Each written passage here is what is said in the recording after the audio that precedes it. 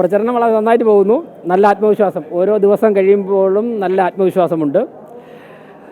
അതായത് ഈ നമ്മുടെ രാജ്യത്തിൻ്റെ ചരിത്രത്തിൽ ആദ്യമായാണ് ഒരു കോർപ്പറേഷൻ്റെ ഭാവി പദ്ധതികൾ, വികസന പദ്ധതികൾ പ്രഖ്യാപിക്കാൻ രാജ്യത്തിൻ്റെ പ്രധാനമന്ത്രി തന്നെ എത്തും എന്നുള്ള സന്ദേശം നമുക്ക് ലഭിക്കുന്നത്.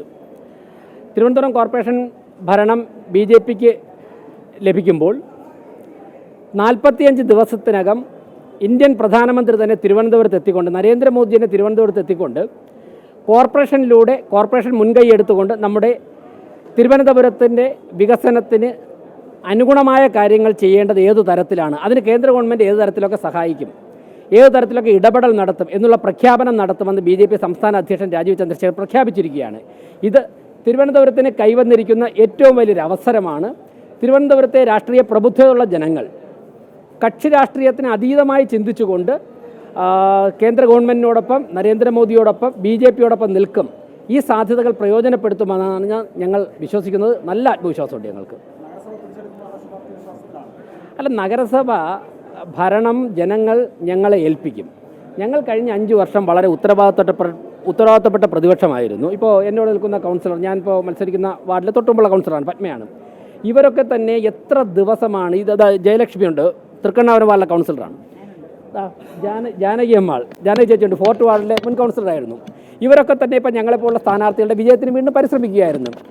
ഈ വനിതകളൊക്കെ ഉൾപ്പെടുന്ന പ്രതിപക്ഷ നിരകൾ കഴിഞ്ഞ 5 വർഷം വളരെ ശക്തമായുള്ള സമരമായിരുന്നു, വളരെ ശക്തമായുള്ള പോരാട്ടമായിരുന്നു കോർപ്പറേഷനിലെ അഴിമതിക്കെതിരെ. അപ്പോൾ അതൊക്കെ മുഖവിലേക്ക് എടുത്തുകൊണ്ട് ഈ വരുന്ന 5 വർഷം തിരുവനന്തപുരം കോർപ്പറേഷൻ ഭരിക്കുവാനുള്ള അവസരം ജനങ്ങൾ ഞങ്ങൾക്ക് നൽകും.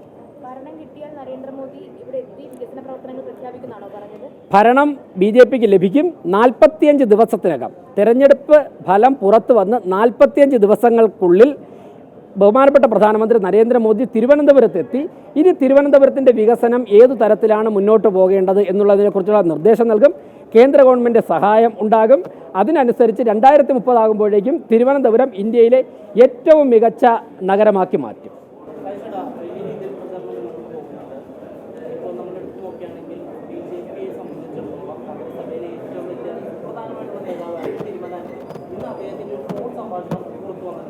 അത് പറയുന്നത് ഈ പരാതിക്കാരിയോട് പോലീസ് സ്റ്റേഷനിൽ പരാതി നൽകാൻ തിരുമല അല്ലിൽ തന്നെ നേരിട്ട് പറയുന്ന ഫോൺ സംഭാഷണമാണ് വന്നിരുന്നത്. പക്ഷെ ആദ്യഘട്ടത്തിൽ BJP പറഞ്ഞിരുന്നത് പോലീസാണ് തിരുമല അല്ലിനെ ഇത്തരത്തിൽ ഭീഷണിപ്പെടുത്തിയത്, അതുമൂലമാണ് അദ്ദേഹം അത്തരത്തിലുള്ള രീതിയിലേക്ക് അല്ലെങ്കിൽ ജീവിക്കുന്ന രീതിയിലേക്ക് പോയതെന്നാണ്. ഇപ്പോൾ BJP വീണ്ടും പ്രതിനിധികളായിക്കൊണ്ടാണ് തിരുമല അല്ലിനെ ശബ്ദ സന്ദേശം പറയുന്നത്. അതിനെന്താണ് അക്കാര്യങ്ങളൊക്കെ തന്നെ ആ ദിവസങ്ങളിൽ തന്നെ ഉത്തരവാദിത്തപ്പെട്ട കേന്ദ്രങ്ങൾ മറുപടി പറഞ്ഞിട്ടുണ്ട്.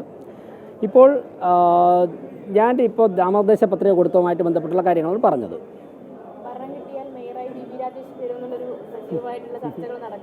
അല്ല, പാർട്ടിയുടെ ഘടകങ്ങളിലൊന്നും തന്നെ അത്തരത്തിലുള്ള ചർച്ചകൾ നടത്താനുള്ള സമയമായിട്ടില്ല. നിങ്ങൾ മാധ്യമങ്ങൾ പലതരത്തിലുള്ള ചർച്ചകൾ നടത്തുന്നുണ്ട്. പാർട്ടി ഇപ്പോൾ ഞങ്ങൾ പരിശ്രമിക്കും, സംസ്ഥാന അധ്യക്ഷൻ മുതൽ ഞങ്ങൾ എല്ലാ പ്രവർത്തകരും പരിശ്രമിക്കുന്നത് പരമാവധി സീറ്റുകൾ വിജയിപ്പിക്കുവാനുമാണ്. ഞങ്ങൾ നിൽക്കുന്ന സീറ്റുകൾ ജയിക്കണം. അതോടൊപ്പം തന്നെ മറ്റ് പരമാവധി സീറ്റുകൾ വിജയിക്കുവാനുള്ള പരിശ്രമത്തിലാണ്. ഞങ്ങൾക്ക് ഭൂരിപക്ഷം ലഭിക്കുമെന്നുള്ള ആത്മവിശ്വാസമുണ്ട്. ഭൂരിപക്ഷം ലഭിച്ചതിന് ശേഷം പാർട്ടിയുടെ കൃത്യമായുള്ള ഘടകങ്ങൾ, മറ്റുള്ള കാര്യങ്ങൾ ചർച്ച ആരംഭിക്കും. പാർട്ടിയുടെ, ഞാൻ പറഞ്ഞല്ലോ, 2 പ്രധാനമന്ത്രിമാർ, ഒന്നിൽ കൂടുതൽ രാഷ്ട്രപതിമാർ, ഉപരാഷ്ട്രപതിമാർ, അവരുടെ സ്ഥാനാർത്ഥിത്വം, നിരവധി മുഖ്യമന്ത്രിമാർ, 100 കണക്കിന് MLA മാർ, 100 കണക്കിന് MP മാർ, മന്ത്രിമാർ, മുനിസിപ്പൽ ചെയർമാൻമാർ, മേയർമാർ, ഇവരെയൊക്കെ തന്നെ വിജയകരമായ പ്രോസസ്സിലൂടെ നിശ്ചയിച്ച് വിജയകരമായി അവർ പ്രവർത്തിച്ച് മുന്നേറുന്ന പാർട്ടിയാണ് BJP. ആ പാർട്ടിക്ക് സ്വാഭാവികമായിട്ടും ഉത്തമമായ കരങ്ങളിൽ തന്നെ ഭരണമേൽപ്പിക്കുവാൻ തരത്തിലുള്ള ഒരു മെക്കാനിസമുണ്ട്. ആ മെക്കാനിസം കൃത്യമായ സമയത്ത് ഇടപെടും.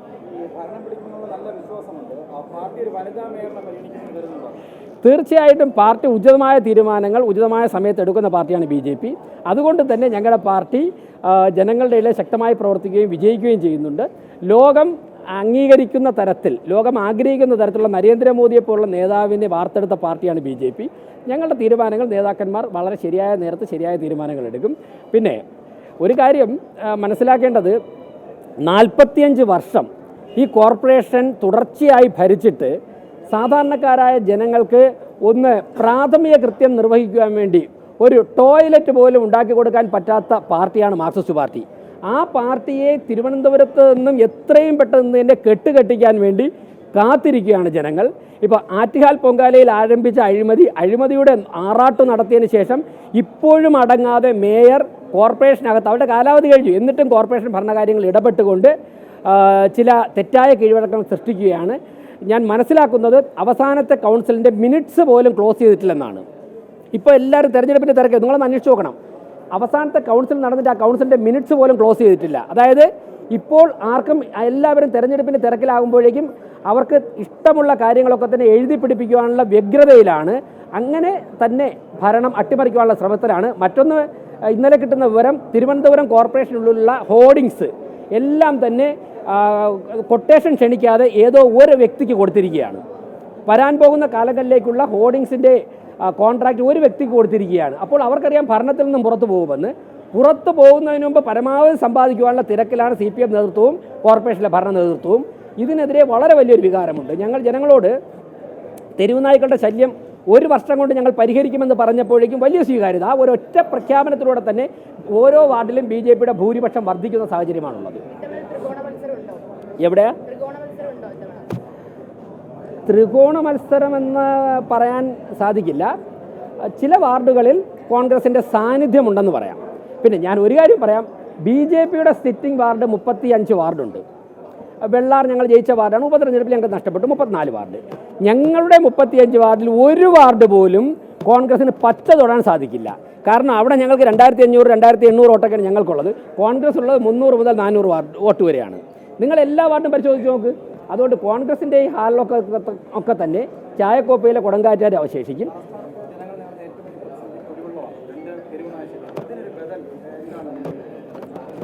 അതായത് തെരുവുനാൾ ശല്യത്തിന് ഞാൻ കഴിഞ്ഞ ദിവസം ഞങ്ങളുടെ സ്ഥാനാർത്ഥി സംഗമത്തിൽ സംസാരിച്ചപ്പോഴേക്കും പറഞ്ഞു, ഞങ്ങൾ തെരുവുനാൾ ശല്യം പരിഹരിക്കാൻ മുന്നോട്ട് വയ്ക്കുന്നത് കോർപ്പറേഷൻ്റെ കൈവശം തന്നെ നിരവധി സ്ഥലത്ത് പ്രോപ്പർട്ടി വസ്തു ഒഴിഞ്ഞു കിടപ്പുണ്ട്. അതായത് 2 ഏക്കർ 5 ഏക്കറൊക്കെ സ്ഥലങ്ങൾ ഒഴിഞ്ഞു കിടപ്പുണ്ട്. വലിയ ആൾപ്പാർപ്പൊന്നും ഇല്ലാത്ത സ്ഥലത്താണ്. അവിടെ കേന്ദ്ര ഗവൺമെൻറ് സഹായത്തോടെ ഷെൽട്ടറുകൾ നിർമ്മിക്കാൻ സാധിച്ചാൽ തിരുവനന്തപുരത്തുള്ള തെരുവ് നായ്ക്കൾ ഒരു 400 മുതൽ 500 നായ്ക്കളെയൊക്കെ തന്നെ വലിയ ഷെൽട്ടറിൽ പാർപ്പിക്കാൻ നമുക്ക് സാധിക്കും. അവിടെ വെറ്റിനറി ഡോക്ടറിൻ്റെ സാന്നിധ്യം ലഭ്യമാക്കിക്കൊണ്ട് ക്യാമറയൊക്കെ ഫിറ്റ് ചെയ്ത് അവർക്ക് കൃത്യമായിട്ട് ഭക്ഷണം കൊടുത്താൽ ഒരു 10 ഷെൽട്ടർ നമുക്ക് പല ഭാഗത്തായിട്ട് നിർമ്മിക്കാൻ സാധിച്ച് വന്ധ്യംകരണം നടത്തി ആൺനായ്ക്കളെയും പെൺനായ്ക്കളെയും പ്രത്യേകം പാർപ്പിച്ചു കഴിഞ്ഞാൽ ഒരു കൃത്യമായിട്ടൊരു 5 മുതൽ 7 വർഷം കൊണ്ട് നമുക്ക് തെരുവുനായ് ശല്യം ഇല്ലാതാക്കാൻ സാധിക്കും. അപ്പോൾ അവയുടെ ജീവനും അപകടമൊന്നും സംഭവിക്കുകയില്ല, അവയെ കൊണ്ടുള്ള ശല്യം നാട്ടുകാർക്കും ഉണ്ടാവുകയില്ല. കൃത്യമായിട്ട് നമുക്ക് പരിപാലിച്ച് മുന്നോട്ട് പോകാൻ സാധിക്കും. ഇതിന് കേന്ദ്ര ഗവൺമെൻറ് ഫണ്ടുണ്ട്. ആ ഫണ്ട് നരേന്ദ്രമോദി പ്രഖ്യാപിക്കുന്ന പദ്ധതികളുണ്ടാവും, ഞങ്ങൾ നടപ്പിലാക്കും. അങ്ങനെ 5 മുതൽ 7 വർഷം കൊണ്ട് തിരുവനന്തപുരത്തെ തെരുവുനായ് ശല്യം ഞങ്ങൾ പരിഹരിക്കും. അതോടൊപ്പം തന്നെ മാലിന്യ സംസ്കരണം. ഇപ്പോൾ ഇൻഡോർ ആണല്ലോ, മധ്യപ്രദേശ് ഇൻഡോറാണ് ഏറ്റവും ക്ലീനസ്റ്റ് സിറ്റി. കഴിഞ്ഞ 7 വർഷം കൊണ്ട് ഇൻഡോറാണ്.